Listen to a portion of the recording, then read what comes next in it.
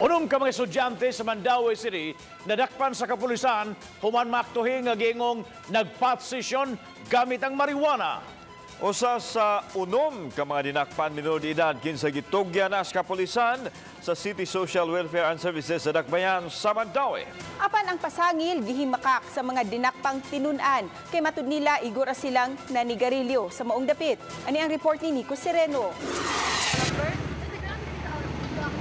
Sa Upaw Police Station gitanggong karon ang mga batanon nga nadakpan sa taga Station 5. Arestado sila sa usa ka bakante nga luna sa may sitio Oplok, Barangay Look kagahapon sa udto, unahan ra sa ilang eskwelahan. May misumbong sa kapulisan sa mga batanon nga giingong nag-pot session. 5 sa mga dinakpan, legal na ang pangidaron ug usa ang minor de edad nga gi-turn over sa social welfare. Nakuhaan sila og tagsang linikit nga mga pinaugang dahon sa marijuana. Aktuhan gyud ang mga batanon nga auto nakuhaan og mga marijuana stick ang mga batanon. Ay ni action og dagan pero ato gyud pong dakpan gumikan sa kadaghan sa atong operatiba nga operate dito. Hugot nga gihimakak sa mga dinakpan nga naghithit sila og marijuana.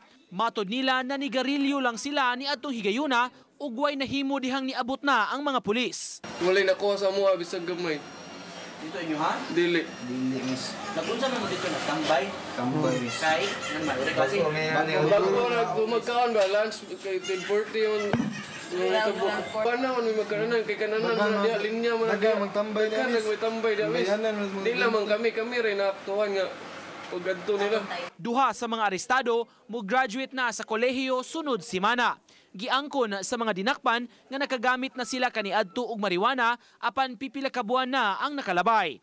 Kalapasan sa Dangerous Drugs Act Section 11 ug 12 possession ingon man paghupot og drug paraphernalia ang isang at batok kanila. Mao tong atong yaksyon dayon para dili na buhaton sa ubang mga estudyante sa atoang unibersidad.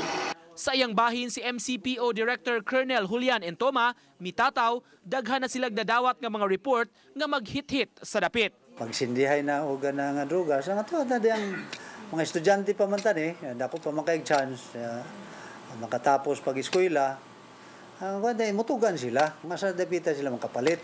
Uban ni Godfrey Relien, Nico Sereno, Balitang Bisdak.